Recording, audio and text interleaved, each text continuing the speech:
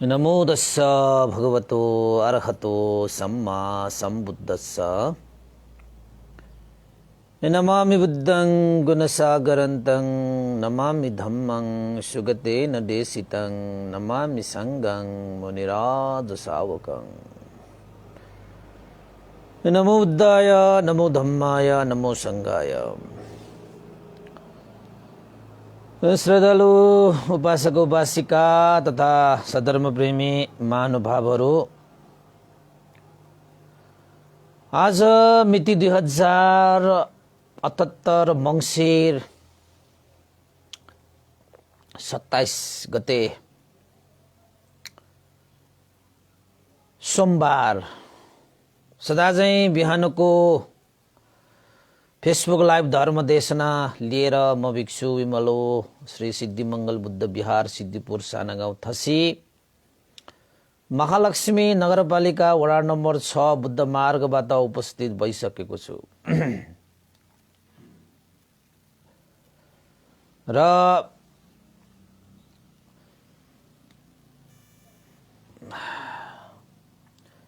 Facebook live धर्म देशना सुन्नको निमित्त फेसबुकमा जोडिरहनुहुने सम्पूर्ण श्रद्धावन्त उपासक उपासिका तथा सधर्म प्रेमी महानुभावहरूलाई मैत्रीपूर्ण न्यानो न्यानो स्वागत टक्राउन चाहन्छु। आजको फेसबुक लाइभ धर्म देशना र आजको देशनाको शीर्षक मैले राखेको छु अन्तिम सत्य। र आजको देशना बिहान शीर्षक राख्दै गर्दाखेरि एउटा कविता पनि लेख्न भ्याएँ मैले, र त्यो कविता पनि मैले फेसबुकमा पोस्ट पनि गरिसकेँ है। आजको मिति राखेर त्यसमा चाहिँ पोस्ट पनि गरिसकेँ अन्तिम सत्य भनेर। अब यो कविता पढ्नु हुनेहरूले त सायद त्यो अर्थ केही थाहा पाउनु भयो होला। थिए मित्र 4 जना ज्यानको, एकको आयो समय अन्तिम प्राणको, खोजे हात अन्तिम सासले, रोजे साथ अन्तिम आसले, के मलाई हात दिन्छौ के मलाई साथ दिन्छौ भनेर यो कविता चाहिँ मैले यहाँ लेख्न भ्याएँ। तपाईहरु पछि पढ्नु होला है। अब देशनाको क्रममा कविता नसुनाऊ क्यारे। यो अन्तिम सत्य शीर्षक राखेर आज तपाईहरुलाई केही जीवनका कुराहरू सुनाउन चाहेको कि मान्छेहरू आखिर त तपाईको धनले सम्पन्न भए पनि हैन, जनले सम्पन्न भए पनि आखिर त बल शक्ति सत्ता पद प्रतिष्ठा रूप लावण्यता हैन, जसुकै जीवनमा जतिसुकै प्राप्त गरे तापनि आखिर ती चीजहरू भनेका एक न एक दिन हामीले गुमाएरै जानुपर्छ, गुमाउनै पर्छ। कसैले पनि आजसम्म आफ्नो रूपलाई लिएर गएन, कसैले धनलाई लिएर गएन, जनलाई पनि लिएर गएन, नाम तपाईको चाहिँ के पद प्रतिष्ठा के पनि लिएर गएन। ती सम्पूर्ण चीजहरू यो संसारमा बाचुन्जेल तपाईले त्यस्तै विषयहरूमा अल्झिएर हामी बस्ने हो भने अन्तिम समयमा खाली आए खाली जानु छ भने जस्तै अन्ततः तपाईको हाट शून्य पर्छ। जीवन अन्ततः शून्य नै हो, शून्य भएर जान्छ। तर भौतिक रूपमा तपाईको हाट शून्य भए तापनि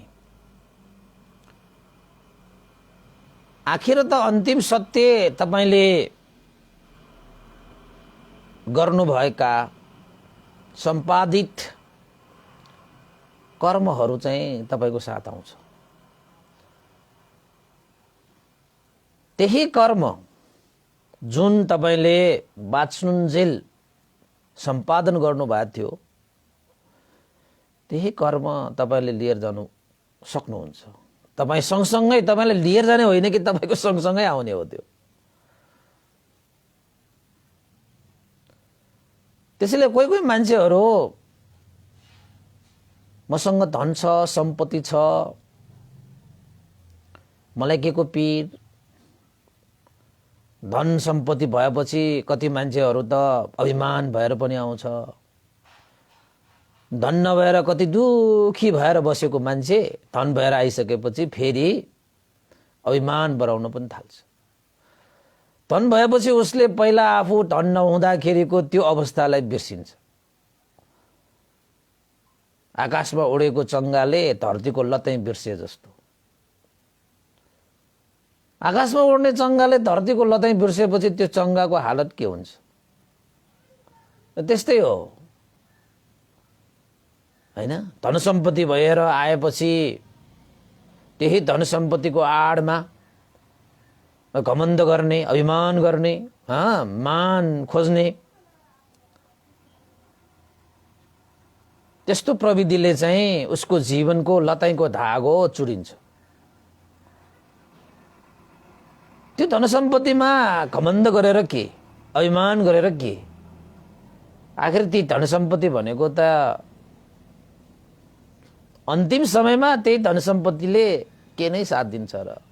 सक्दैन। तपाईको यो श्वास प्रश्वास भएसम्म त्यो धन सम्पत्ति तपाईले म मेरो भन्न चाहिँ पाउँछ हैन व्यवहारमा, तर त्यो श्वास रोकिने बित्तिकै तर तपाईको धन सम्पत्ति अरु कसैको भइहाल्छ।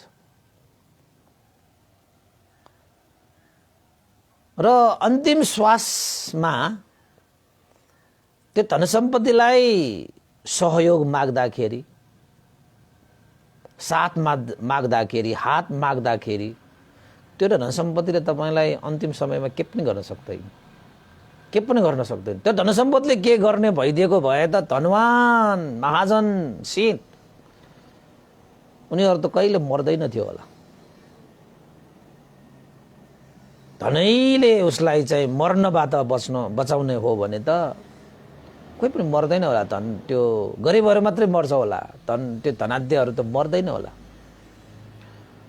धनले नमर्ने हो भने धन अझै कमाउनको निमित्त मान्छेहरुले चाहिँ संसारमा यसरी चाहिँ छोडेर जाने यस्तो धन सम्पत्तिको लागि त तपाईको हो यदि मरी हत्या गर्छन् भने नाता कुता, आफन्त, इष्ट मित्र, इज्जत पद प्रतिष्ठाको कुनै वास्ता नगरिकन त्यसलाई कमाउँछ भने यदि धन सम्पत्तिले अन्तिम समयमा तपाईलाई साथ दिने भइदिएको भए त कति मात्र धनको लागि युद्धै हुन्थ्यो होला। हर दिन हर क्षण युद्ध हुन्थ्यो होला।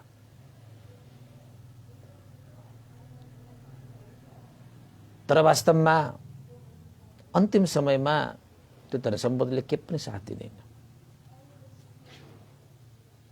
सबभन्दा पहिला तपाईको श्वास प्रश्वास रोकिने बेलामा सबभन्दा पहिला साथ छोड्ने नै त्यही धन सम्पत्ति हुन्छ। त्यसले त केही पनि गर्दैन हैन? त्यसैले यो धन सम्पत्तिको आडमा अभिमान घमण्ड गर्नु बेकारको घमण्ड अभिमान हो। कतिले त रूपकै अभिमान गरिरहेको हुन्छ, जुन रूप त यही जीवन बाँचिरहँदाखेरि पनि जीर्ण भएको हुन्छ, परिवर्तन भइरहेको यो रूपमाथि पनि कतिले त घमण्ड गरिरहेको हुन्छ। अब धन सम्पत्ति भनेको त तपाईको श्वास प्रश्वास रोकेपछि मात्रै गुमाउने सम्पत्ति, त्यसमा घमण्ड गर्नेहरू त छँदै छन्। अझ मान्छेहरू रूपमा पनि घमण्ड गर्छन् जुन क्षणिक छ। अहिले परिवर्तन भइरहेको त्यो रूपमा पनि म जतिको सुन्दर, म जतिको राम्रो भनेर चाहिँ घमण्ड गर्ने मान्छेहरू हुन्छन्। क्षण परिवर्तनशील भइरहेको त्यो स्वभावमाथि पनि घमण्ड। तर वास्तवमा रूपले त तपाईलाई आफैले आफ्नो ऐनामा अनुहार हेर्दाखेरि पनि थाहा पाइसकेको हुन्छ, हो यो रूप भनेको त जीर्ण भएर जाने, यो त अनित्य हो, यसमा घमण्ड गरेर के भन्ने कुरा त तपाईले यही जीवनमा मजाले बुझ्न पाउन सक्नुहुन्छ। हिजो र आज पनि फरक भइसकेको हुन्छ, अहिलेको अहिले पनि फरक भइसकेको हुन्छ हैन। कोही मान्छे धनको, कोही मान्छे तपाईको जनको अभिमान भनेको चाहिँ मेरो छोरा छ, मेरो छोरी छ, मेरो साथी छ, मेरो इष्ट छ, मेरो ज्ञाति बन्धु मित्रहरू, फलाना मान्छे मेरो आफन्त यस्तो छ उस्तो छ, मेरो छोरा यहाँ छ त्यहाँ छ, हाकिम छ, खरदार छ, सरदार छ हैन, आदि इत्यादि। आफ्नो नाता जोडेर आफ्नो परिवार इष्ट मित्र ज्ञाति बन्धु साथीहरूको बीचमा पनि त्यस्तो हो, जनको पनि घमण्ड हुन्छ मान्छेहरूमा। तर वास्तवमा जतिसुकै छोराछोरी नै किन नहोस् हैन, परिवार नै किन नहोस्, आखिरमा अन्तिम सत्य के हो त भन्दाखेरि आखिरमा आफ्नो साथ त छोराछोरीले पनि दिन सक्दैन, आफ्नो जान परिवारले पनि दिन सक्दैन, इष्टमित्र ज्ञाति बन्धुहरूले पनि तपाईलाई अन्ततः साथ दिन सक्दैन त।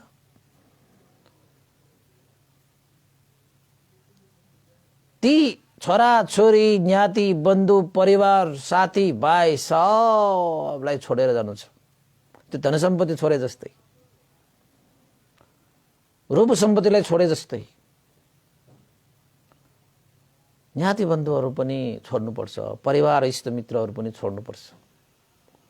अन्तिम समयमा मलाई साथ देऊ न, मलाई हात देऊ न भनेर कसैले भन्छ भने तपाईको परिवार इष्टमित्र ज्ञाति बन्धुले तपाईलाई हात दिन सक्ने साथ दिन सक्ने हुँदै हुँदैन। कहाँसम्म आउँछ साथ दिन, तर घाटसम्म आउँछ, मसानसम्म आउँछ, अग्नि संस्कार गर्नको निमित्त, तपाईलाई खरानी बनाउनको निमित्त तपाईका आफन्तहरू आउँछ, इष्टमित्र ज्ञाति बन्धुहरू आउँछ। ती इष्टमित्रहरूले पनि अन्तिम साथ माग्दाखेरि, हात माग्दाखेरि म त घाटसम्म मात्रै आउन सक्छु, तिम्रो अग्नि संस्कार राम्रोसँग गर्न सकौँला, र त्यहाँभन्दा परको साथ म दिन सक्दैन, त्यहाँभन्दा तिमीलाई मेरो हात दिन सक्दैन। तपाईको जीवनमा पनि त्यस्तै हो, सबैको जीवनमा त्यस्तै हो, यो त अन्तिम सत्य हो। तपाईले पनि भोग्नुपर्छ, मैले पनि भोग्नुपर्छ, साराले भोग्नुपर्छ। भगवान बुद्ध जस्तो प्रज्ञावान व्यक्तिको पनि त अन्तिम समय आयो, कसैलाई साथ लिएर गएन, एक्लै गए। त्यत्रो आफ्नो चेला भिक्षुहरू छन्, कसैले पनि भन्न सकिएन भगवान शास्ता तपाईँ बस्नुहोस्, तपाईको सत्तामा म गइदेऊला भनेर कसैले भन्न सक्यो? सक्दैन। अब भनिहाले पनि त्यो हुने कुरा होइन। त भिक्षुहरू नहुने कुरामा जिद्दी गर्ने बानी पनि छैन, र त्यो हुँदैन भन्ने कुरा भगवान बुद्धले पहिल्यै देशना पनि गरिसकेको छ भने अब कसैले तपाईको सत्तामा म जान्छु भनेर कसैले इच्छा प्रकट गर्ने कुरै भएन, हैन? त आखिर त अन्तिम समय सबैको आउँछ, र अन्तिम समयमा खाली आएका खाली जाने, एक्लै आएका एक्लै जाने। 2-4 दिन बाँच्दाखेरि म मेरो भनेर अभिमान किन, घमण्ड किन? त्यो अभिमान घमण्डले त तपाईलाई चाँडो भन्दा चाँडो जीर्ण बनाउँछ, खरानी बनाउँछ। तर मान्छेहरू अज्ञानी, कहिले मर्नै नपर्ने गरी कमाइरहन्छ, धनकै पछि दौडिरहन्छ, धन धन धन धन धन धन भन्दै आखिर सबैको अन्त त के हुन्छ? निधन हुन्छ। निधन, धनको पछि जति लागे पनि आखिर तपाईको अन्त्य भनेको निधनमै हो कि। तपाईको पनि निधन हुन्छ, अरूको पनि निधन हुन्छ, सबैको निधन हुन्छ। धनीहरू पनि निधनै हुने हो, गरिबहरू पनि निधनै हुने हो। महाजनहरू पनि निधनै हुने हो, जो कोही पनि निधनै हुने हो। आखिर अन्तिम सत्य भनेको त निधनै हो गे। त्यसैले अन्तिम सत्य निधन भएको हुनाले यो धनको पछि लागेर तपाईले त्यो निधनलाई बिर्सनुहुन्न कि। कति मान्छे त धनको पछि लागेर निधन पनि बिर्सिन्छ। नाता कुता इष्ट मित्र ज्ञाति बन्धु हैन, इज्जत पद प्रतिष्ठा सब बिर्सिन्छ त्यो धनको पछि लागेर। आखिरमा अन्तिम समयमा तपाईले धनको आश गरेर बस्नुभयो भने के तपाईलाई धनले साथ दिन्छ र? तपाईले धनलाई हात दिन्छ र? यो भनेको मतलब धनै नकमाउनु। धन भनेको केही होइन। सम्मा आजीव सम्यक जीविका गरेर धन पनि कमाउनुस्, तर त्यो धनले परहित उपकार गरेर मन पनि कमाउनुस्। लिएर जाने मन हो, धन होइन। धन सम्पत्ति त यहाँ छोडेर जाने हो, मन सम्पत्ति मात्रै लिएर जाने हो हैन। अब अर्को तपाईको चाहिँ ज्ञाति बन्धु इष्टमित्रहरू आखिर त भनिहाले मसानसम्म आएर तपाईलाई एक्लै छोडेर जलाएर जाने हो, जाने त हो नि। त जीवनमा हामीले यो बिर्सनुहुन्न कि एक्लो यो यात्रामा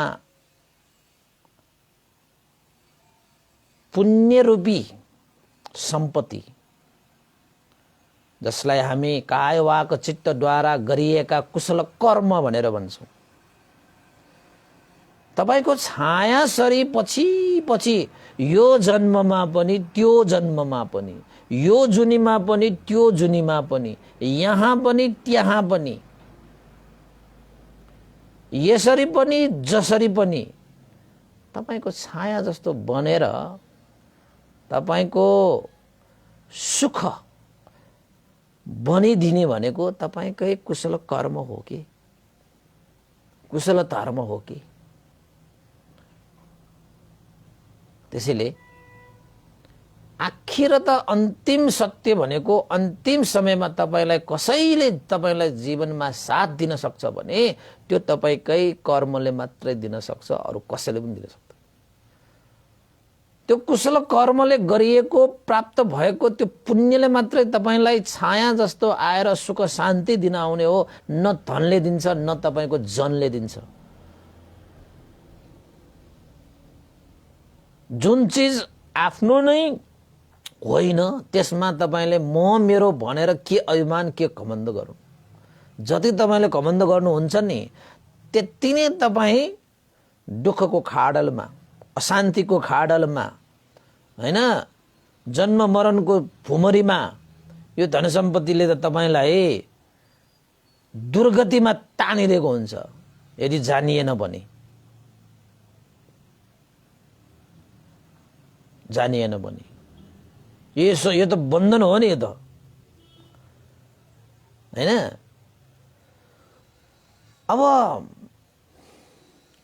यसै सन्दर्भमा एउटा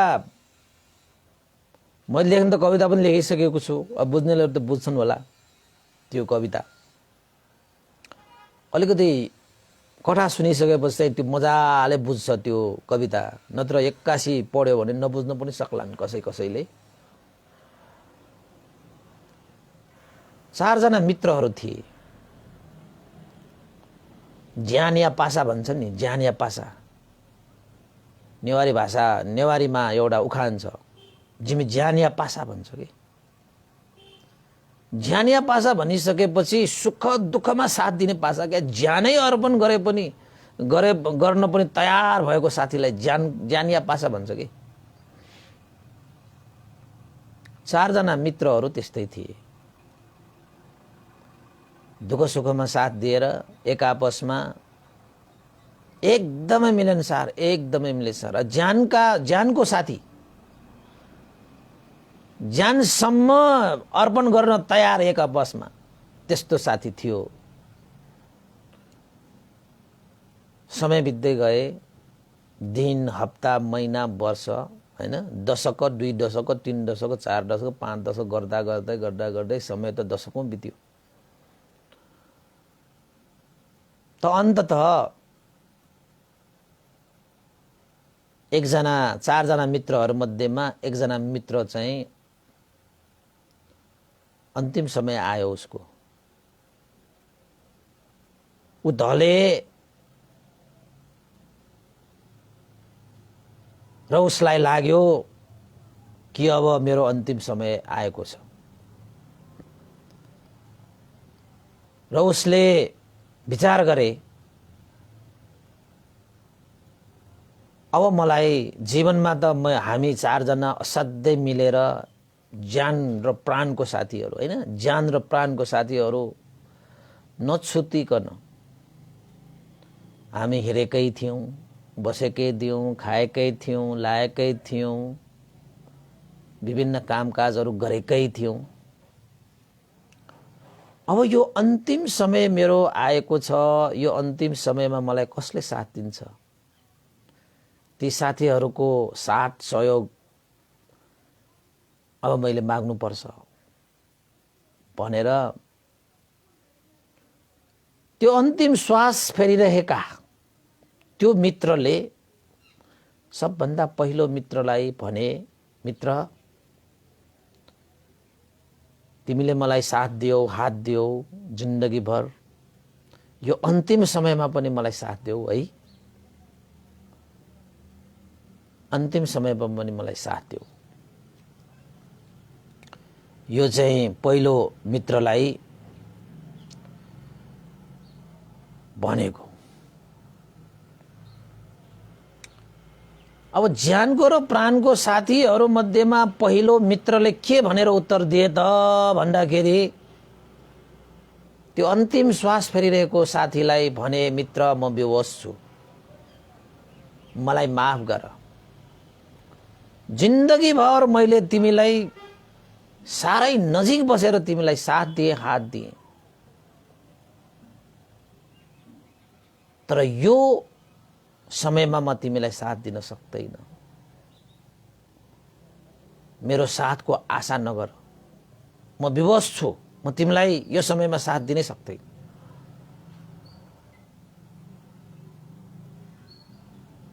मैले सकेको बेलामा दिएँ होला, हात दिएँ होला, साथ दिएँ होला, तर मित्र मसँग अब आश नगर, म विवश छु, मलाई माफ गर, म साथ दिन सक्दिन, हात दिन सक्दिन भनेर त्यो अन्तिम श्वास फेरिरहेको मित्रलाई पहिलो मित्रले त्यसरी जवाफ दिइसकेपछि त्यो अन्तिम श्वास फेरिरहेको मित्रले उत्तर सुनेर आँखा रसायो। ओहो, मैले मेरो मित्र भनिरहेका मेरा मित्रले मलाई माफ गर, म विवश छु, म यो समयमा तिमीलाई साथ दिन सक्दैन भनेर भने। मेरो साथको, मेरो हातको आशा नगर भनेर मलाई जवाफ दिए। उसको आँखाहरू रसाए र उसले भने, तिमीलाई मेरो साथी भनेर मैले, हैन, कति नजिक राखेर आफ्नो साथीको हैसियतमा तिमीलाई मैले कति सजाएर राखे, कति, हैन, सुरक्षित गरेर राखे, आखिर अन्ततः माफ गर, म विवश छु, साथ र हातको मसँग आश नगर भन्छ। उसको आँखा रसायो। त्यसपछि उसले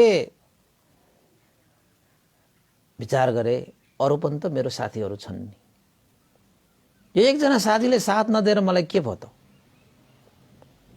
विवशै छु, मलाई माफै गर, साथ र हातको मसँग आशा नगर भनेको साथीसँग मैले अब आशा गरेर आँखा रसाएर के गर्नु। दोस्रो मित्रलाई उसले साथ र हातको अपेक्षा गरे। मित्र, मलाई तिम्रो साथ र हातको आवश्यकता छ। मलाई साथ देऊ, मलाई हात देऊ। त दोस्रो साथीले के भन्छ त भन्दाखेरि, मित्र, यो अन्तिम श्वास फेरिरहेको मित्रलाई दोस्रो मित्रले के भन्छ भन्दाखेरि, हे मित्र, अब असम्भव छ। यो समयमा पनि म तिमीलाई साथ दिन सक्छु, साथ दिन्छु भने पनि असम्भव छ। म त तिम्रो अन्तिम समय कुरिरहेको छु। अब म तिम्रो साथ भनेको घाटसम्म मात्रै आउन सक्छु। त्यो भन्दा पर म तिमीलाई साथ दिन सक्दिन। किन त भन्दाखेरि तिमीलाई अब साथ दिनु असम्भव छ। मबाट त्यो हुँदै हुँदैन। त्यो असम्भव कुरालाई म कसरी सम्भव पार्न सक्छु। जिन्दगीभर हात दिए, साथ दिए। अब तिमीलाई मैले साथ दिन आउने भनेको घाटसम्म मात्रै हो। त्यहाँ भन्दा पर म तिमीलाई साथ दिन सक्दैन। त्यहाँ भन्दा परको साथ र हात अब असम्भव छ, म दिन सक्दैन मित्र। दोस्रो मित्रले त्यो अन्तिम श्वास फेरिरहेको मित्रलाई जवाफ दिएको। अन्तिम श्वास फेरिरहेको त्यो मित्रले, ओहो, दोस्रो मित्रले पनि यस्तो जवाफ दिए मलाई। अब तिमीलाई साथ दिने, हात दिने त असम्भव भइसक्यो। म तिमीलाई साथ दिन सक्छु त घाटसम्म मात्र, त्यहाँ भन्दा पर असम्भव छ भन्न थाले। त्यो तेस्रो मित्रले अन्तिम श्वास फेर्दै फेर्दै उसले आँसु झारे। अब उसका आँखा मात्र रसाएन, न आँसु पनि झरे। ओहो, यही मित्रहरूलाई मैले मेरो ठानिरहेको थिएँ, तर अन्तत आखिर सबै पराया रहेछ त। सबै पराया रहेछ। आँखाबाट आँसु तप्प तप्प तप्प झरिरहेको समयमा पछाडिबाट काँधमा हात राख्न आउँछ कसैले। त्यो अन्तिम श्वास फेरिरहेको त्यो मित्रले आफ्नो काँधमा हात राखेको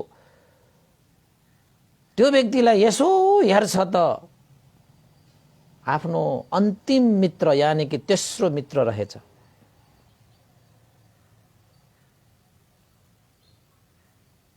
तब त्यो अन्तिम श्वास फेरिरहेको त्यो मित्रले मलाई साथ देऊ, मलाई हात देऊ मित्र भन्नै नपर्ने गरी, भन्नै नपाउँदै त्यो तेस्रो मित्रले के भने, मित्र किन दुखी हुन्छौ? तिम्रो साथमा म छु नि, छाया बनी तिम्रो हरेक दुःख सुखमा साथ दिन आउने छु म। तिमीले किन आँसु झार्छौ? किन चिन्ता लिन्छौ? म छु नि। जिन्दगीभर तिमीलाई मैले साथ पनि दिए, हात पनि दिए र अर्को हरेक जन्ममा पनि तिम्रो खुसी बनेर तिमी सँगसँगै आउने पनि छु। तिम्रो हरेक दुःख सुखमा साथ दिन म धाउने छु, आउने छु। चिन्ता नगर, म छु नि भनेर अन्तिम श्वास फेरिरहेको त्यो मित्रलाई तेस्रो मित्रले काँधमा हात राखेर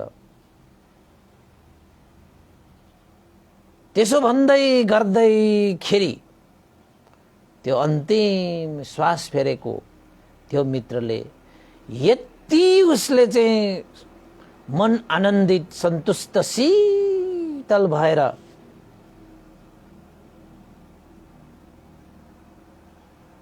ऊ हर्षित भए कि अब उसको आँखाहरू त पहिला मनमा पीडा भएर, दुःख भएर आँखा रसाएको थियो, आँसु झरेको थियो। अब त्यो तेस्रो नम्बरको साथीले म छु नि भनेर काँधमा हात राखेर उसलाई आधार भरोसा दिन आउँदाखेरि उसका आँखाबाट आँसु त झर्दै थियो, तर त्यो आँसु अब दुःखको होइन, सुखको थियो, खुसीको थियो। प्रीतिको थियो, आनन्दको आँसु झरेको थियो।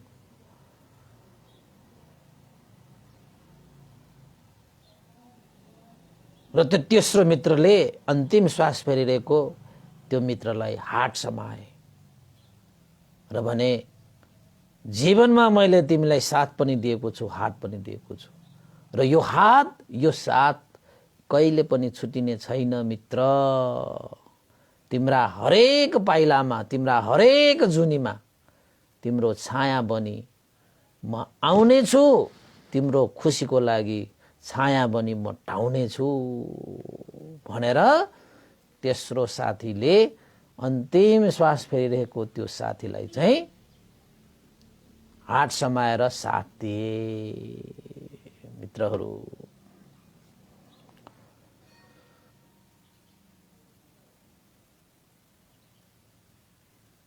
अब भन्नुहोस् तपाईहरू, त्यो मित्रहरू को होला र त्यो अन्तिम श्वास फेरिरहेको को होला? मैले धेरै कथाहरू सुनाइसकेको छु, त्यसैले तपाईहरूलाई थम्याउनको निमित्त गाह्रो पक्कै छैन होला। यो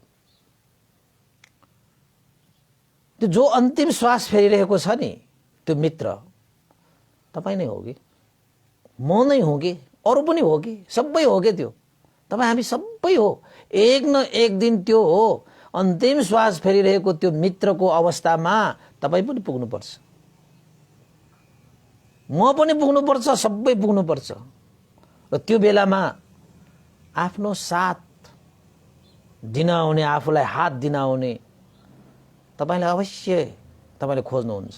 अन्तिममा को त मेरो साथमा आउने, को त मलाई हात दिने? तपाईले त्यो अन्तिम श्वास फेरिएको एउटा साथीले प्रथम मित्रलाई साथ र हातको चाहना गरे जस्तै दोस्रो मित्रलाई पनि चाहना गरे, तर दिएन, साथ दिनै सकेन। र अन्तिम मित्रले आफैले साथ दिन आए। ती प्रथम, द्वितीय र तृतीय मित्र अरू कोही पनि होइन, तपाईको जीवनको धन सम्पत्ति भनेको प्रथम मित्र हो, जसले के भने मलाई माफ गर, मलाई माफ गर, म विवश छु, मसँग साथ र हातको आशा नगर भनेर जुन पहिलो मित्रले भन्न आएको थियो नि, अन्तिम समयमा तपाईलाई पनि धन सम्पत्तिले भन्ने त्यही हो। म विवश छु, मलाई माफ गर, अब म तिमीलाई साथ दिन सक्दिन, हात दिन सक्दिन। साथ र हातको आशा नगर मसँग भन्छ तपाईको धन सम्पत्तिले। त्यो प्रथम मित्र भनेको तपाईको धन सम्पत्ति। र दोस्रो मित्रले के भने? दोस्रो मित्रले के भने? अब असम्भव छ, म तिमीलाई अब साथ दिन सक्दिन, हात दिन सक्दिन। अब मैले तिमीलाई हात र साथ दिने भनेको अन्तिम रूपमा घाटसम्म मात्रै हो भनेर दोस्रो मित्रले जो भने नि, त्यो दोस्रो मित्र तपाईको को हो त भन्दाखेरि तपाईको ज्ञाति बन्धु, इष्ट मित्र, साथी भाइ र परिवार हुन्। आखिर त अन्तिममा तपाईको इष्ट मित्र, ज्ञाति बन्धुहरूले पनि अब तपाईलाई साथ दिने, हात दिने भनेको असम्भव छ, सक्दैन। उनीहरू रोएर कराएर जतिसुकै चिच्याए तापनि उनीहरूले तपाईलाई साथ दिन आउने भनेको घाटसम्म मात्रै हो, त्यहाँभन्दा पछि असम्भव छ। यो दोस्रो मित्रले के भने? अब असम्भव छ मेरो साथ, अन्तिम त अब म घाटसम्म मात्रै दिन सक्छु, आशा नगर, अब म दिन सक्दिन। जीवनभर हात दिए, साथ दिए, अब तिमीलाई मैले साथ दिने भनेको अन्तिम बाटसम्म हो, त्यसपछि अन्तिम घाटसम्म हो। तिमीले बोलेसम्म मात्रै मैले साथ दिन सक्छु, त्यहाँबाट त बोल्ने बित्तिकै तपाईको बोली रोकेपछि त सक्यो, त्यसपछि आएर घाटसम्म दिन आउने हो साथ। दोस्रो मित्र तपाईको इष्ट मित्र, ज्ञाति बन्धु, परिवार, तपाईको चाहिँ छोराछोरी भन्नुहोस्, परिवार भन्नुहोस्, सबै त्यही हो दोस्रो मित्र। र अन्तमा तपाईले मेरो सम्पत्ति, मेरो धन, मेरो परिवार, मेरो छोरा, मेरो छोरी जतिसुकै म मेरो भने तापनि आखिर तपाईको छैन, होइन के त्यो?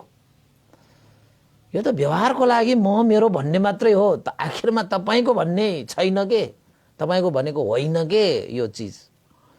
न तपाईले धन सम्पत्तिलाई आफ्नो भन्न सक्नुहुन्छ, न आफ्नो परिवारलाई नै आफ्नो म मेरो भन्न सक्नुहुन्न। आखिर सबै छोडेर जाने हो, नाता कुता सबै टोडेर जाने हो। तपाई त हुरुरुरुरुरु हावा उडे जस्तो, बादल जस्तो उडेर जाने हो। सकिन्छ सारा चिज। याद गर्नुस् त त्यो क्षण कस्तो होला। तपाई मर्ने बेलाको एकचोटि याद गर्नुस्, त्यो कल्पना गर्नुस् त कहाँले लाग्दो छैन। कसले दिन्छ तपाईलाई साथ? के तपाईले चाहिँ यो संसारमा मरेर गएका व्यक्तिहरूलाई तपाईले साथ दिन चाहँदै पनि दिन सक्नु भएको छ? सक्दैन नि। कस्ता महान महान व्यक्तित्वहरू संसारबाट बिदा भएर गए, कतिलाई त छोडेर पठाउनै मन छैन तै पनि गए। तपाईले साथ दिन सक्नु भएन? सक्दैन। हो, यो संसारको रीति हो, यो संसारको नियम हो। संसारमा आइसकेपछि यो नियम त तपाईलाई पनि लागू हुन्छ, मलाई पनि लागू हुन्छ, सारालाई लागू हुन्छ। र अन्तमा जो तेस्रो मित्र जो छ, किन चिन्ता लिन्छौ, म छु नि, म जिन्दगीभर मैले साथ दिएँ, हात दिएँ।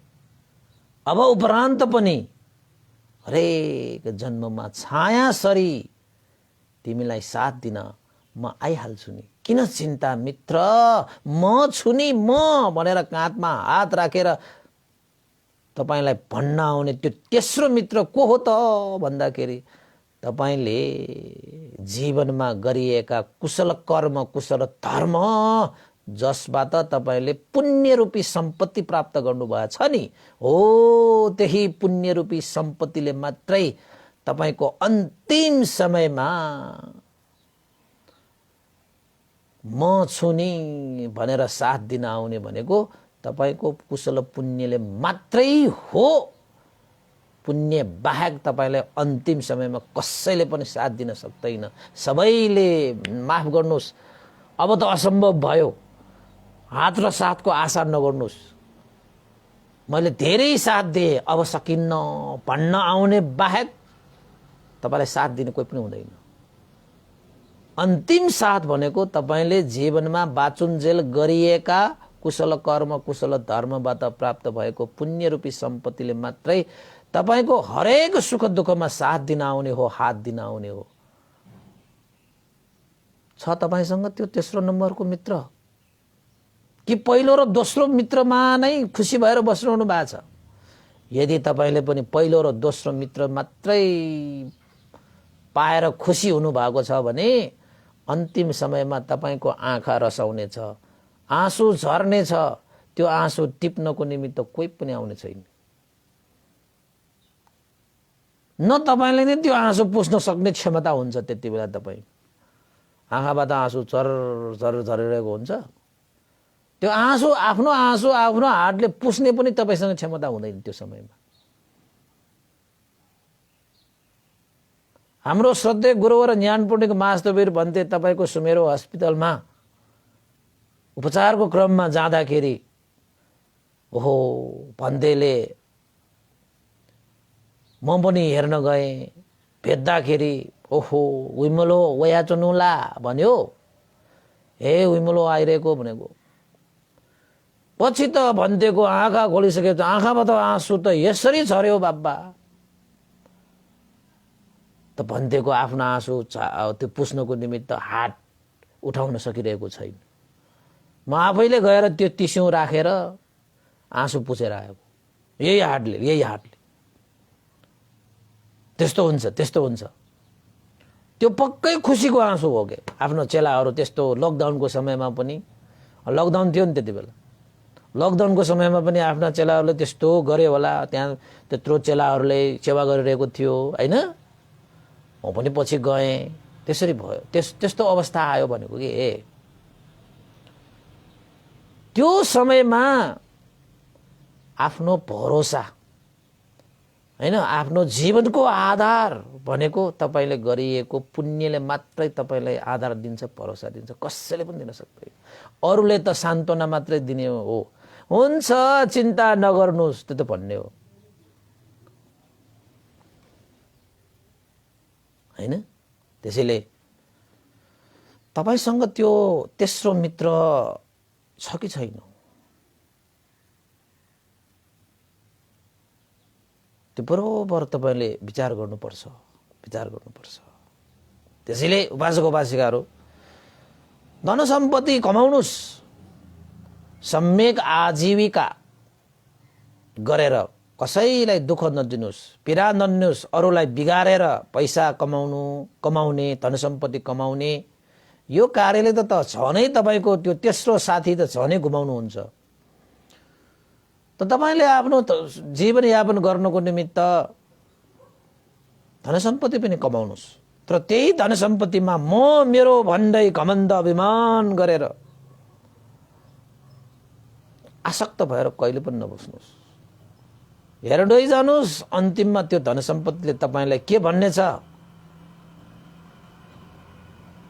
म विवश छु, मलाई माफ गर, अब म तिमीलाई हात र साथ दिन सक्दैन, हात र साथको आशा नगर भन्न आउने त्यही धन सम्पत्ति हुन्छ। जुन बेला तपाईलाई सबभन्दा जरुरी हुन्छ साथ र हातको, त्यति बेला नै उसले साथ र हात छोड्छ। तपाईको आफ्नो इष्ट मित्र, ज्ञाति बन्धु, छोरा छोरीहरू, त्यो ज्ञाति बन्धु इष्ट मित्रहरू पनि चाहिन्छन्, तर उनीहरूप्रति आसक्त भएर कहिले पनि नबस्नुस्। अन्तिममा उनीहरूले साथ दिने भनेको काठसम्म मात्रै हो। कसैसँग आसक्त भएर नबस्नुस्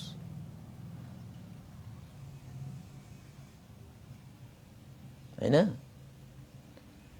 मेरो छोरा छ, मेरो छोरी छ, मेरो जान छ, मेरो परिवार छ, मेरो इष्टमित्र ज्ञाति बन्धु यस्तो छ, फल्ना छ, जस्तो सुकै भए तापनि आखिर अन्तिममा कसैले पनि तपाईलाई पूर्ण रूपमा साथ दिन सक्दैन।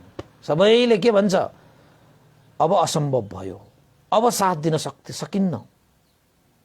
साथ दिन सक्यो अब तपाईले बात गरेसम्म हो, बाटसम्म मात्रै हो, काटसम्म मात्रै हो भन्छन्। यो उनीहरूको दोष होइन, फेरि धनको पनि दोष होइन, तपाईको चाहिँ परिवार इष्टमित्र जाति बन्धुको पनि दोष होइन। यो त संसारको नियम हो, संसारको नीति हो। यो नीतिलाई तपाईले राम्रोसँग बुझ्नुपर्छ। त्यसैले आफ्नो साथ आउने यो पुण्य रूपी सम्पत्तिलाई हामीले यही विषयलाई जानेर मनन गरेर सञ्चित गर्न जान्नुपर्छ। यो जीवन रहेसम्म है, जीवन बलियो भएकै समयमा, जीवन चाहिँ फुर्तिलो भएकै समयमा हैन, आँखा तेजिलो भएकै समयमा, कानले सुन्ने समयमा, जिउ बलियो भएकै समयमा, यही समयमा तपाईले यो पुण्य रूपी सम्पत्ति कमाउनु पर्छ। पख न चाहिने त हो साथी कटौला, सत्री कटौला, अनि पुण्य गरौला भनेर बस्ने मान्छेहरू त अब साथी सत्री बाँच्छ बाँच्दैन ठेगान पनि छैन। जीवन भनेको हावामा बलिरहेको दियो जस्तै हो, कहिले त्यो हावाले फ्वाक्क निभाउँछ थाहै हुँदैन, र जीवनको पनि कुनै ठेगानै हुँदैन। साथी सत्री 80 वर्ष बाँचे तापनि त्यो समयमा तपाईले चाहना गरे जस्तो आँखाले नदेख्न त्यो कमजोर भइसकेपछि, कान कमजोर भइसकेपछि, तपाईँ खुट्टा हात कमजोर भइसकेपछि तपाईको मनले चाहेर पनि तपाईको शरीरले दिँदैन के। अब शरीरले नदिइसकेपछि तपाईले गरे पनि त्यो सिद्ध गर्न सक्दैन, पुरा गर्न सक्दैन, अनि के हुन्छ, पश्चाताप मात्रै हुन्छ। त्यसैले बेलैमा होस गर्नुस् उपासक उपासिकाहरू। तपाईँ पनि त्यो एउटा मित्र जो अन्तिम श्वास फेरिरहेको छ, तपाईको पनि समय पक्कै पनि त्यस्तो आउँछ नै, र त्यो समयमा मलाई अरूको कसैको साथ नभए पनि मेरो पुण्यरूपी सम्पत्तिको साथ छ भनेर ढुक्क भएर तपाईले आफ्नो प्राण त्याग्न सकियो भने तपाईको गति सुनिश्चित रूपमा सुगति हुन्छ, निर्वाण हुन्छ। सुगति निर्वाण तपाईले अवश्य प्राप्त गर्न सक्छ। दुःख मानेर, शोक मानेर, हैन, पीडा भएर ओहो धन धन धन मेरो जन जन जन भनेर तपाईले मर्नु पर्यो भने त तपाईको गति राम्रो हुँदैन। तपाईको मरण सुखमय भएन, दुःखमय नै भयो। जब दुःखमय छ त प्राप्ति पनि दुःखमय नै हुँदै जान्छन्। त्यसैले उपासक उपासिकाहरू यो धनको मात्रै पछि नलाग्नु, साथीभाइ इष्टमित्र ज्ञाति बन्धुहरूको मात्रै पछि लागेर आसक्त भएर नबस्नु। जीवनमा आफूले गर्नुपर्ने काय वाक चित्तद्वारा गर्नुपर्ने कुशल कर्म धर्महरू गरेर दानशील भावना आदि कुशल कर्महरू गर्नुस्। आफूले सकेको बेलामा त समय मिलेको बेलामा यो त सानो पुण्य त हो नि भनेर नछोड्नु। सानो से सानो पुण्य पनि गरिहाल्नुस्। जस्तो मौका जुर्छ त्यस्तै पुण्य तपाईले सम्पादन गरिहाल्नुस्। तपाईले जति त्यो पुण्य सम्पादन गर्नु भएको छ ती सम्पूर्ण पुण्यहरू नै अन्तिम समयमा तपाईको काँधमा हात राख्न आउने, तपाईलाई साथ दिन आउने, तपाईको हात समाउने आउने भनेको अन्तिममा पुण्यले मात्रै हो। अरूले त सबैले बाई बाई गर्छन् मात्रै। उपासक उपासिकाहरू बाई बाई गर्छन् मात्रै। त्यसैले मैले तपाईहरुलाई एउटा प्रश्न सोधे, तपाईसँग त्यो तेस्रो मित्र पुण्यरूपी सम्पत्ति छ कि छैन, कति छ? जीवन सुखमय शान्तिमय बनाउनको निमित्त पुण्य पर्याप्त भयो कि भएन? हरेक दिन गर्नुस् त्यो पुण्यलाई। तपाई हरेक दिन पैसा मात्रै गर्नुहुन्छ, मेरो छोरा छोरीहरू यति छ उति छ भनेर मात्रै गर्नुहुन्छ, त्यो पनि गर्नुहोस्, गर्नेहरूले त्यो पनि गर्नुहोस्, तर आफ्नो पुण्य मैले कति पुण्य गरेँ भनेर हैन त्यो पुण्यलाई पनि गन्ने पानी गर्नुहोस् न, हैन? अब हामी त कसो धन गन्छौं, जति भए पनि पुग्दैन। जति तपाईले त्यो धन त तपाईले 60 जन्मसम्म बसी बसी खाए तापनि नसकिने गरी कमाइसकेको हुन्छ, तै पनि त्यो धन कमाउन पुगेकै हुँदैन। धन कमाउन पुगेकै हुँदैन। अब जन पनि इष्टमित्र ज्ञाति बन्धुहरू जति भए पनि पुग्दैन तपाईलाई। फेरि नाति पनाति हेर्न इष्टमित्र ज्ञाति बन्धुहरू त चाहिन्छ चाहिन्छ चाहिन्छ, उ पनि चाहिन्छ उ पनि चाहिन्छ। तर पुण्यलाई चाहिँ तपाईले त्यसो गर्दैन नि। फेरि अज्ञानीहरूले पुण्यलाई त्यसो गर्दैन। गरिसके मैले त्यस्तो पुण्य त कति गरिसके भनेर आफ्नो हातमा आएको त्यो पुण्यलाई पनि छोड्ने मान्छेहरू पनि संसारमा नभएका होइन। जुन पुण्यले तपाईलाई अन्तिम समयमा काँधमा हात राखेर म छुनी भन्न आउँछ उसैले तपाईले लट्याएर हिँड्नुहुन्छ। जुन चीज तपाईको अन्तिम समयमा साथ छोडेर जान्छ त्यसकै पछि लागेर तपाईको कालो के सेतो भइसक्यो, अहिलेसम्म पनि मन भने कालोको कालै सेतो भएको छैन। यस्तो जिन्दगी हामीले बिताइरहन पर्ने हुन्छ यदि अज्ञानी भयो भने। त्यसैले भगवान बुद्धले हामीलाई शिक्षा दिनुभएको छ, अन्तिम समय सबैको आउँछ। कोही पनि यहाँ नित्य स्थिर शाश्वत भएर बस्न सक्दैन। अन्तिम समयको लागि भए पनि पुण्य धर्म सञ्चित गर है, नत्र त्यति बेला पश्चातापको आँसुले पनि बगाउने छ तिमीहरूको लागि। त्यसैले समय सधैँ होस गर, स्मृति राख र पुण्य सञ्चित गर भनेर भगवान बुद्धले हामीलाई चाहिँ करुणा चित्त राखेर बार बार हामीलाई प्रेरणा दिनुभएको छ। 2500 वर्ष अगाडि उहाँले प्रेरणा गर्नुभएको त्यो कुरालाई सङ्घले त्यो प्रेरणालाई आफ्नो हृदयमा धारण गर्दै गाउँ गाउँ शहर शहर नगर नगरमा भिक्षुहरू पनि चारिका गर्दै अहिलेसम्म पनि यो प्रेरणा दिँदै आइरहेको छ र आज पनि हामीले फेसबुकमा यही प्रेरणा दिइरहेका छौँ। कतिले लिए कतिले लिएन त्यो आफ्नो ठाउँमा छ, तर भिक्षुहरूको कर्तव्य प्रेरणा दिने हो, मार्ग प्रशस्त गर्ने हो, देशना गर्ने हो, धर्मदान गर्ने हो। लिनेले त लिइरहेको छ, जिन्दगीमा मजाले लिइरहेको छ। अब डोकोमा थाप्ने मान्छेलाई त के भन्ने र? डोकोमा पानी थाप्ने मान्छेलाई भन्नु केही छैन। यदि तपाईहरुलाई चाहिन्छ भने यस्तो ज्ञानलाई तपाईले चाहिँ धन सम्पत्तिलाई सेपमा सुरक्षित राखे जस्तो यस्ता ज्ञानहरूलाई पनि आफ्नो जीवनको यो हृदयको सेपमा चाहिँ सुरक्षित राख्नुपर्छ। कसैले चोर्न नसकोस्, कसैले बिगार्न नसकोस्। आगो, पानी, हुरी, भूकम्प, विभिन्न हिंस्रक जनावरहरूले, चोर, डाका, फटा, हैन, शासकहरूले पनि त्यो लिन नसक्ने गरी हृदयमा त्यसलाई चाहिँ सुरक्षित राख्नुहोस्। र अन्तिम समयमा पनि तपाईले मलाई साथ दिन आउन, मलाई हात चाहियो, मलाई साथ चाहियो भनेर तपाईले आँखा रसाउनु पर्ने अवस्था आउँदैन। पुण्यवान व्यक्तिहरू हाँसी हाँसी तपाईको संसार विदे छोडेर जान सकिन्छ। यो संसारमा जन्मिनुको कुनै रोएर जन्मिएका हौं त्यसको कुनै महत्त्व राख्दैन। तपाई मरेर जाँदाखेरि कसरी मरेर गयो त्यो चाहिँ महत्त्व राख्छ के। तपाई जन्मिँदाखेरि हैन खेतमा जन्मियो कि जंगलमा जन्मियो कि पानीमा जन्मियो कि कहाँ जन्मियो त्यो फोहोरमा जन्मियो कि त्यो मतलब राख्दैन। तपाई मरेर कसरी जानुभयो त्यसले चाहिँ जीवनमा ठुलै महत्त्व राख्दछ। भगवान बुद्ध रुखमुनि जन्मिए हैन, हामी कहाँ कहाँ जन्मिए, हामी कसरी जन्मिए, रोएर जन्मिए। जसरी जन्मिए पनि जन्मियो, सक्यो। त्यो भन्दा पनि तपाई अब कसरी मरेर जाने जीवनमा त्यसले ठुलो महत्त्व राख्दछ के उपासक उपासिकाहरु। त्यसैले जीवन भनेको जिउन मात्र सिक्ने होइन, मर्न पनि सिक्नुपर्छ। र त्यो भगवान बुद्धको शिक्षा भनेको जीवन जिउने कला र मर्ने कला पनि हो कि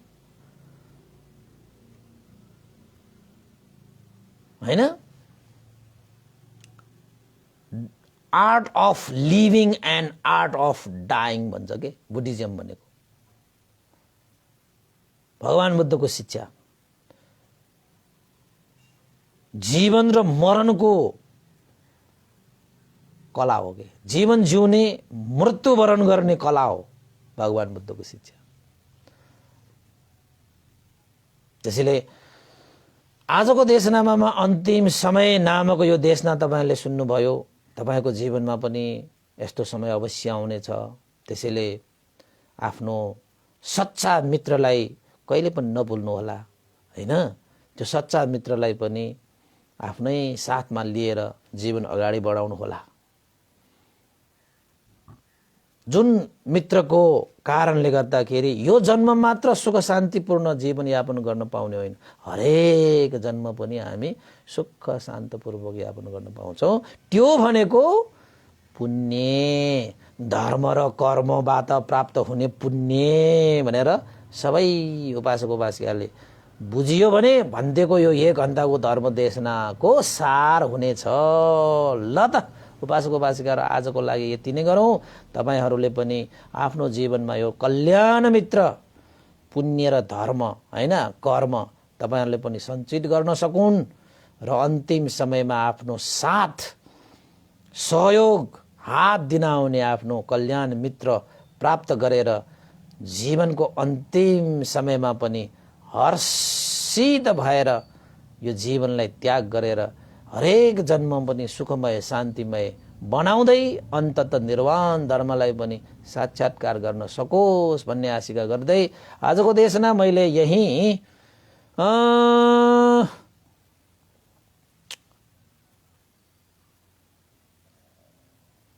सकाए टुङ्ग्याए है। यहाँ चाहिँ आज अब पुण्यानुमोदन गर्नुपर्ने समय आएको छ है उपासक उपासिकाहरू। एकजना हाम्रो उपासिका हुनुहुन्छ प्रेरणा बजाचार्य उपासिका है। हाम्रो कठिन दाताहरू पनि हुनुहुन्छ है। आजको दिन चाहिँ उहाँको सोमबार हैन, आजको दिन उहाँको जन्मदिनको उपलक्ष्यमा उहाँको मंगल कामना मैत्री कामना हैन कुशल कामना सुस्वास्थ्य दीर्घायु हैन रोग शोक भय अन्त्य विघ्न बाधा रहित भएर जीवन सुखमय शान्तिमय होस् भन्ने आशिका गर्दै आज जन्मदिनको उपलक्ष्यमा परित्राण गर्ने, भोजन दान गर्ने आदि इत्यादि श्रद्धा दान व्यक्त गर्नु भएको छ। प्रेरणा बजाचार्यबाट आजको श्रद्धा दान स्वरूप रु 3000 पनि श्रद्धा दान व्यक्त गर्नुभएको छ है। त्यसैले जन्मदिन पर्नुहुने प्रेरणा बजाचार्य उपासिकालाई धेरै धेरै शुभकामना व्यक्त गर्न चाहन्छु। रोग शोक भय अन्तराय विघ्न बाधा दिन दशा रहित भएर जीवनमा चिताएका सम्पूर्ण कार्यहरूलाई त्रिरत्नको अनुभवले सिद्ध गर्नु भई जीवन उन्नति प्रगति वृद्धि गर्दै भगवान बुद्धले देशना गर्नुभएको सधर्मलाई आफ्नो हृदयमा धारण गर्दै पालन गर्दै अन्तस मार्गफल निर्वाण धर्मसम्म पनि साक्षात्कार गर्नको निमित्त आजको यो पुण्य हेतु होस् भन्दै शुभकामना व्यक्त गर्न चाहे। जन्मदिन पर्नुहुने प्रेरणा बजाचार्य उपासिकालाई है। ल आजको लागि त यति नै होला। उपासक उपासिका र अन्तमा अब पुण्यानुमन गरौँ। यो पुण्यको अनुभवले श्रद्धेय गुरुवर ज्ञान पुण्य महास्तिवीर भन्ते लगाएर सर्व गुरुवर स्याडो उपनिता विवंश लगाएर सम्पूर्ण गुरुजनहरू देवता मनुष्य सत्व प्राणीहरूमा पनि यो पुण्य प्राप्त भओस् र तपाईँ हामी सबैका भित्र जानुभएका ज्ञाति बन्धुहरूको लागि पनि यो पुण्य लाभ होस् भन्दै पुण्यानुमन गर्न चाहे। भवतु सब मङ्गलङ। र बेलुका हाम्रो 6 बजे अहिले हामीले जुम मार्फत चाहिँ हाम्रो त्रिबोधी जुम धम्म साकच्छा भनेर जुम चलाएका छौँ है। तपाईँहरू पनि जोड्न सक्नुहुनेछ। बेलुकाको 6 बजेदेखि हामीले 7:30 सम्म पनि हुन्छ है। 7 सम्म छ तैपनि 7:30 सम्म पनि हिजो त 7:30 सम्म गएको थिएँ। जुममा पनि सहभागी भएर केही तपाईँहरूलाई चाहिँ मनमा लागेका कुराहरू पनि तपाईँहरूले चाहिँ त्यहाँ चाहिँ सेयर गर्न सक्नुहुन्छ। धम्म साकच्छा छलफल गर्न सक्नुहुन्छ भन्दै पुण्यानुमोदन गर्न चाहे। इदं नो ज्ञातिनं होतु सुखिता वन्तु ज्ञातयो। इदं नो ज्ञातिनं होतु सुखिता वन्तु ज्ञातयो। इदं नो ज्ञातिनं होतु सुखिता वन्तु ज्ञातयो। एतावता सम्मेहि सम्पतं पुण्य सम्पदं सब्बे देवानुमोदन्तु सम्भ सम्पत्ति सिद्धिया। एतावता सम्मेहि सम्पतं पुण्य सम्पदं सब्बे सत्तानुमोदन्तु सम्भ सम्पत्ति सिद्धिया। एतावता सम्मेहि सम्पतं पुण्य सम्पदं सब्बे भूतानुमोदन्तु सम्भ सम्पत्ति सिद्धिया। साधु साधु साधु। भवतु सब मङ्गलङ। सबैको दिन मङ्गलमय होस्, कल्याणमय होस्। सबैलाई साधुवाद।